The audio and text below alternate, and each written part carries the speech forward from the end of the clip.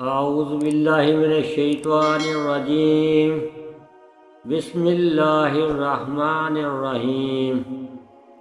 شروع کرتا ہوں اللہ تعالیٰ کے بابرکت نام سے جو بڑا مہربان نہایت رحم والا ہے، جو رازق ہے، مالک ہے، غفور و رحیم ہے، جو تمام جہانوں کا پالنے والا ہے، جو ہر ذی جاں کو روزی دیتا ہے، خواہ وہ سمندر میں ہو یا پہنائیوں میں ہو یا گہرائیوں میں یا خشکی پر، نہیں بھولتا اور نہ دے کر احسان جتاتا ہے۔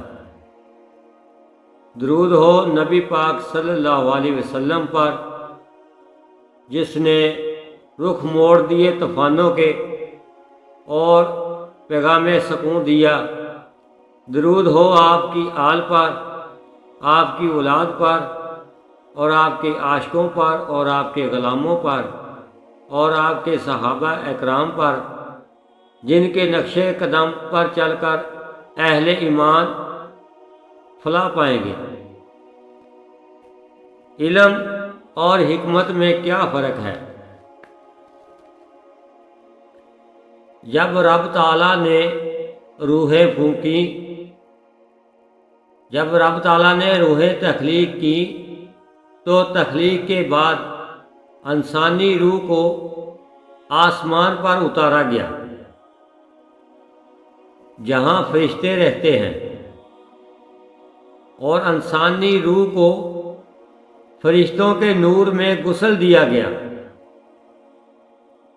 اس غسل کے بعد انسانی روح کا نام روح پاکیزہ رکھا گیا۔ وہاں سے اسے تیسرے آسمان پر اتارا گیا اور اس آسمان پر ایک بار پھر اسے غسل دیا گیا، جس کے بعد اس روح کا نام روح متحرکہ رکھا گیا۔ تب اسے زمین پر اتارا گیا، جہاں یہ روح انسانی کی شکل میں موجود ہے۔ جب شکم مادر میں بچے کی تخلیق شروع ہوتی ہے اور اس کا دل وجود میں آتا ہے تو اسی وقت اس روح کو آسمان سے روانہ کر دیا جاتا ہے، اور ایک فرشتہ اس روح کو انسانی دل کے عین وسط میں رکھ دیتا ہے اور روح وہاں قید ہو جاتی ہے۔ روح انسانی کو دنیا میں روانگی کے وقت ایک ٹاسک دیا جاتا ہے کہ جب تک یہ زمین پر ہے اپنے خالق کی طرف رجوع رکھے گی۔ اس سے آپ کو سمجھ آ جائے گی کہ یہ جو اکثر ہم پڑھتے ہیں کہ انسان کو رب تعالیٰ نے اپنی عبادت کے واسطے پیدا کیا، اس کی وجہ یہ ہے کہ جو روح وجود میں آنے کے بعد دنیا میں آ جانے اور ہوش سنبھالنے کے بعد بلوغت کی حد تک پہنچنے کے بعد رب تعالیٰ کی طرف رجوع تو رکھتی ہے، لیکن اس طرح نہیں جس طرح رجوع رکھنے کا حق ہے۔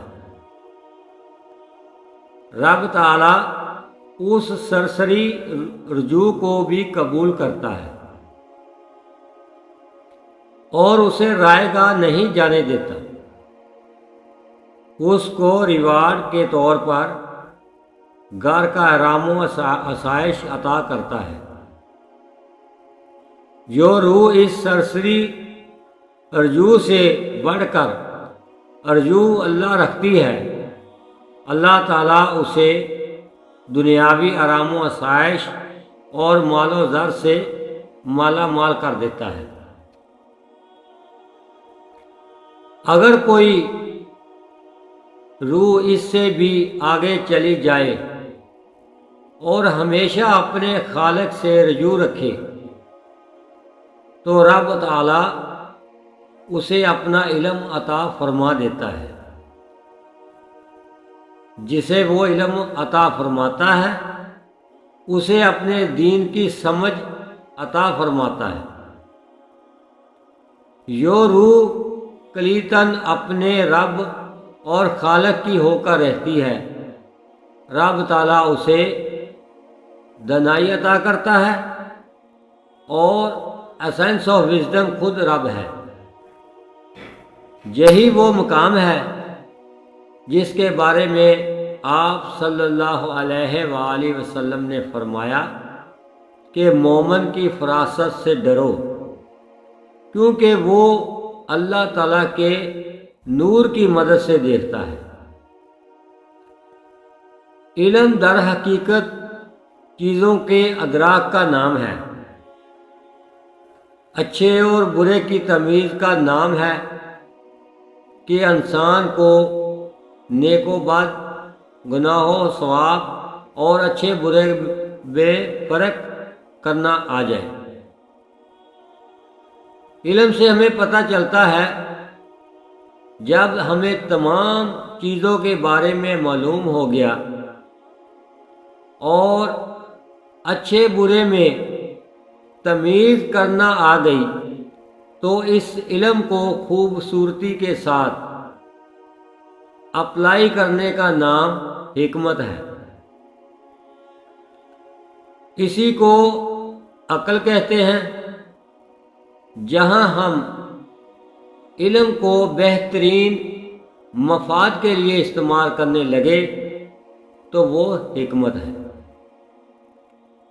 حکمت دراصل دانائی اور علم کا حصول ہی کافی نہیں ہوگا۔ حکمت دراصل دانائی اور مصلحت کو کہتے ہیں، لیکن اصطلاحی طور پر علم کو بہترین مفاد کے لیے استعمال کرنا حکمت کہلاتا ہے۔ لہذا صرف علم کا حصول ہی کافی نہیں ہوگا، بلکہ اس علم کو ہمیں انسانیت کی بھلائی کے لیے استعمال بھی کرنا ہوگا۔ جب مجھے یہ معلوم ہو گیا کہ سڑک میں کس جگہ گڑھا ہے تو یہ علم ہے۔ اب اگر میں احتیاط نہیں کرتا، خود بھی گرتا ہوں اور دوسروں کو بھی نہیں بتاتا، اور نہ ہی ہاتھ پکڑ کر انہیں وہاں سے محفوظ گزارتا ہوں، تو ایسے علم کا کیا فائدہ؟ الغرض علم کو دانائی سے استعمال کرنے کا نام حکمت ہے۔ اللہ پاک ہمیں اچھا عمل کرنے کی توفیق عطا فرمائے۔ اللہ پاک ہمیں صراط مستقیم پر چلنے کی توفیق عطا فرمائے۔ آمین ثم آمین۔